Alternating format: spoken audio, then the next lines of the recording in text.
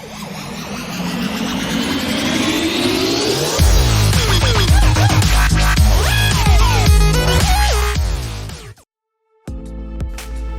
is up, YouTube? Saturday morning, about 10 o'clock. We're about to get started with Mod Day Saturday. Hopefully this will go smooth. I've watched a couple videos on how to actually do this, so we'll see. So what we've got today, if we turn around, I finally got my Smittybilt front stubby bumper that's going to be installed. I have the Smittybilt Gen3 12,000 pound winch with synthetic rope.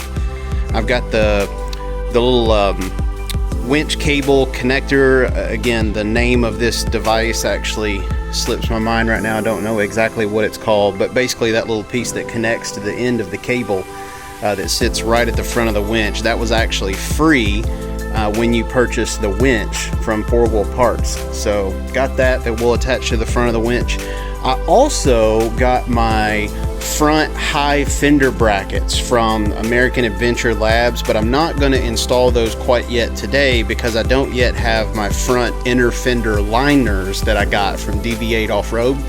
So it'd be really pointless to worry about modding the front fenders if I don't have all the pieces. So that one's going to sit on hold for the moment. So the main project for today is to get the bumper and winch installed and wired. The only other thing that I'll show you guys that I do have, and there's the rear inner fender liners. I'm not really going to mess with that today, I don't think. I'm going to wait till I get all the inner fender liners, get the fronts, and then I'll do that in one video. And then right there, that little white box, that is actually the Rancho skid plate for the differential.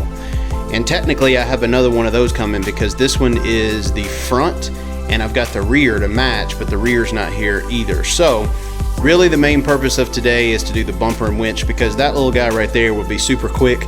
Literally just a couple bolts and it'll be on. So I'm gonna get the GoPro fired up, so hopefully we get some good footage of this, and I'm gonna go ahead and start disassembling the front bumper. Stay tuned.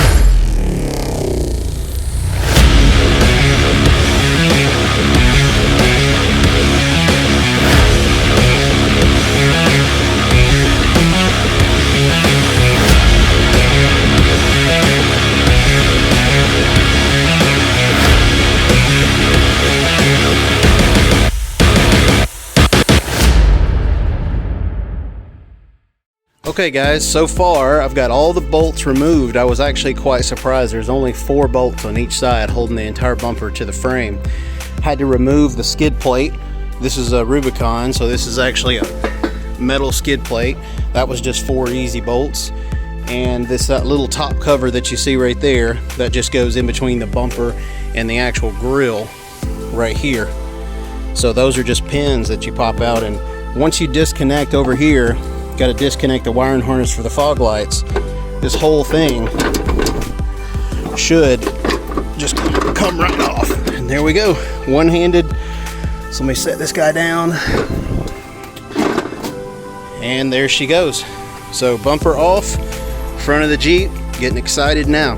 So we're not quite done with this guy yet. We got to remove the OEM fog lights in the harness because all the reading that I've been doing, and I hope that I'm right, says that the only lights that you can't reuse are the OEM halogen lights, and these are the OEM LEDs, so I'm hoping these are going to be a flush fit. So we'll see. So the next step is to get those fog lights and wiring harness out.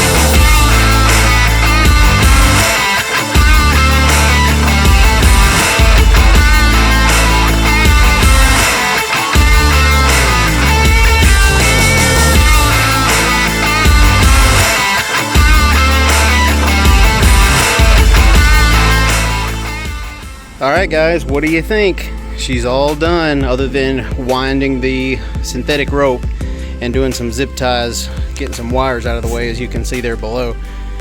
So I just wanted to take a minute and give you guys an update on pretty much where we're at and what it took to get this on, and a couple lessons I learned along the way. First and foremost, I love this bumper. I was going for a stubby look, and you know, this one definitely is fairly stubby. I'll have to see how clearances go when I'm under full flex with this point. We'll see, because I mean, I do have 39s with a disconnecting sway bar. With that turn just the right way, this could potentially rub. And if it does, probably what I'll do, because on the back side of this it's just hollow, I probably won't tackle this myself just because I don't have the skill, but I'll probably just have someone cut it just right down this way and make more of an angled edge, which will be real easy. It's just, again, just one cut through the metal, but I just don't trust myself to do it nice and straight and have a clean finish. But for now, I'm not going to mess with it. We'll have to see when it's flexing if it's actually going to hit that, because I certainly don't want this digging into my tire. But having said that, I love the look of it. I love the fact that I was in fact able to reuse my OEM LED fog lights. As you can see, those went in there just perfectly. Another thing I love about this bumper is it has these removable skids. So these guys right here are actually like a hard plastic, and they're just held in here with some Allen keys or little Allen bolts, and those can be removed. And the whole benefit of that is if you're on the trail and you bump into a rock, or you scuff up into an embankment or something and it damages one of these, you can just buy the replacement skid pad. That way your bumper itself hopefully doesn't get damaged. Dude, this thing fits in here like a glove. This XRC Smittybilt 12,000 pound winch. I will tell you, when I say glove, I'm talking about a glove that is probably 3 sizes too small, in the fact that right behind, if you guys can see down there, those are the wires from the back side of the control panel. And I really don't think it would have mattered if I decided to mount the control box dead center or over here. It actually may have given me a tad bit more clearance if I mounted it to the side, which they do include brackets for, but I'm just too OCD for that. I wanted the control box right dead center, to be right in the center of the winch. I think it looks 100% better that way. And it was fun getting this grill back on. Now it did go in, and you can kind of see just a tiny bit of separation, you know, right there where this little black insert meets the painted part. But other than that, it went in there. You just have to be patient and kind of finagle the cables. Cable management, I'm actually fairly impressed with. I'm going to zip tie some of this out of the way. You can see on the back side, that's where everything bolts on. And then as far as coming through, get down under here, I actually was able just to run the wires right up through here behind this little fender liner, and they just go right up into the engine bay. So again, once I zip tie this, you know, nice and neat, I'll probably zip tie those two together. You got a little bit of exposed cable there, and that's it. So not bad at all. And then of course in the engine bay, I'm gonna zip tie these down so they'll fit right through this little channel until I decide to do something with an aftermarket air box, like maybe a snorkel. But yeah, so it goes right up to the battery, and problem solved. So yeah, the only thing I have left to do is there is a tiny running light wire that I'm gonna go have to find a fuse to tap into that comes on with either the, I don't know if I'll do the DRLs, the headlights, I haven't decided yet, but it actually sounds pretty cool because the Smittybilt actually has an LED right here. This thing right there, that is actually an LED light. You can see the border that illuminates via that wire. So I think that'll look really cool at night. So definitely want to hook that up. And once I get it completely done, I'm going to do a final review on it, but that's where we're at so far. Yeah, so it went on fairly easy. Definitely heavy. Had to get my neighbor to help me set it up here, but I think it looks super clean. So stay tuned for a final recap. Okay guys, just a real quick wrap-up video. I have to say that I'm thoroughly impressed with this setup. Now, a couple things that I learned along the way that I want to share with you guys. It's right here at dusk, so as you can see, the sun's setting. First and foremost, it was a relatively easy installation. It probably took about 5 to 6 hours all in. Had to get help of my neighbor. Shout out to you, George. Really appreciate the help. There's no way one person can install this. It's absolutely required to have at least 2 people because you not only have to pick up the bumper and line the holes up, you got to have somebody else to actually start the bolts. So definitely a 2-person job. I will say this winch has got some really cool aesthetics. As you can see, it actually has an LED right on the XRC, which is just absolutely awesome in my opinion. It also, and right now I've got it disconnected, but if you look on the side, and this is of course open because I'm about to connect it, but you also have an auxiliary power port. So you can actually connect a hot cable to this if you need, and actually get power right from the battery. So that's exactly what that's for. So if you need an auxiliary, any type of auxiliary tool that needs some hot juice, you can actually tie right off the winch. Now, as far as the connector, really cool connector. Now notice under the actual drum, let me get the phone positioned. So notice when I actually connect the connector, you get an LED that shows the actual spool and all the synthetic rope, which is awesome if you had to do some winching at night. You can actually see what's going on. Now the other thing I wanted to show you is, yes, this is not a wireless winch. This one actually came with a handle. There's a couple reasons that I decided to bite the bullet and do a corded. Number one, this is actually a 7 horsepower winch, which was one of the highest that I could find, to be honest. Really love the aesthetic. It goes really well with the Smittybilt bumper. The other thing that I was really impressed with, in addition to all that, is the handle itself is actually pretty slick. So there's a couple things you can do here. Number one, there's a button right here where it actually has a built-in LED. So again, it's got a built-in flashlight, pulling power right from the battery. You don't have to worry about filling the handle with batteries. So that's pretty cool. So if you had any nighttime issues, literally a push button built-in LED. Now the other thing right here on the handle, you've got in and out. Just click it depending on what you need. You got the trigger, of course, to actually start it up. And it's a real clean handle, you know, it's got a decent amount of cord, so not a problem there. And the other thing that I wanted to share with you guys that actually took some modification. So whenever I ordered this from 4Wheel Parts, they actually included the shackle for free. This is actually a pretty cool shackle actually. It's, you know, a Smittybilt shackle, and it connects to the synthetic rope. But here's the problem. The synthetic rope came with this guy, this big giant hook that there was no way to get off. And quite frankly, I wasn't a fan of the big giant hook. So what did I do? Cut it off. So I cut it off, and if we do this going out and pull this guy out a little bit, you can see that that's how it actually goes in. There's actually a pin, if we flip it around, that's held in there with one of these clips. So you need to make sure you have some pliers, the special pliers, to pull this clip out, and this pin holds that in. So it's going to be a real strong connection.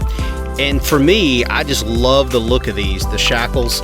And if you want to free spool it, you know, you got your engaged here, you can spin it around the free spool and pull it out. So it's a real cool winch. You know, again, for the money, 12,000 pounds, by the way. And bear with me here, I'm trying to do this while holding the phone and keeping some tension on this guy, which doesn't exactly work all that well, as you can tell. It would help if I re-engaged it, right? I'm sure most of y'all call it that. We need it engaged first.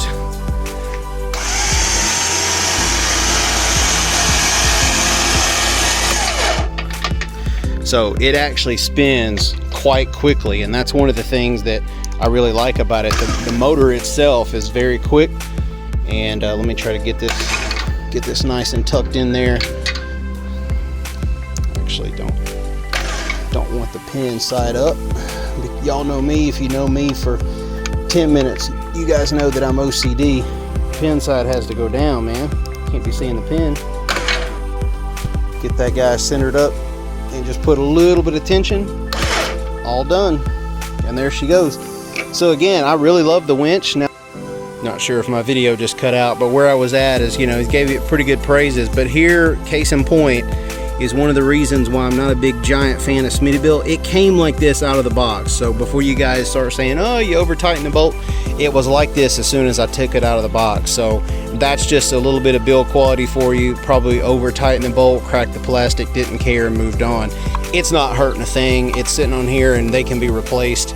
So again, I'm very satisfied with the overall build. Did have to make a modification just like I showed you guys, but I think the shackle looks way better, and I'm probably going to do a, you know, a D-ring through here as well to give me some more mounting options. But really love it. It's in there. It's one of the nicest winches I've seen in a while. So thank you very much for sticking with me this far. Hopefully this video is not too long at this point. If you haven't already, make sure you subscribe to the channel, hit the notification bell so you'll be notified when I post more videos. And that's it for this video. We're going to have some Rancho differential skids that I'm going to be installing. We're also going to do the front and rear inner fender liners, as well as the high mount fender deletes, essentially. So basically what I ordered is a bracket where you're going to be taking this whole piece off as well as the light, but they do give you a tiny little LED strip that'll go right here, so you keep your DRL. So that'll stay, the blinker will stay, and it's actually sequential, so you know, it cycles, almost looks like an arrow. So that's going to give me a ton more clearance, because if you look at this whole thing is going away. So all this inner fender, this clearance that you're giving up here, as well as the inner fenders, that's all going away eventually as soon as the parts come in. So I have the brackets, I have the rear inner fender liners, but I don't yet have the front inner fender liner, and I think it's just a waste of time to put the bracket on only to have to tear it back off and do it again when those inner fender liners come. So I'm just going to hang tight for now and wait on the parts, and then we'll get some more videos to you guys. Thanks so much for tuning in. Stay safe, and we'll see you on the next one.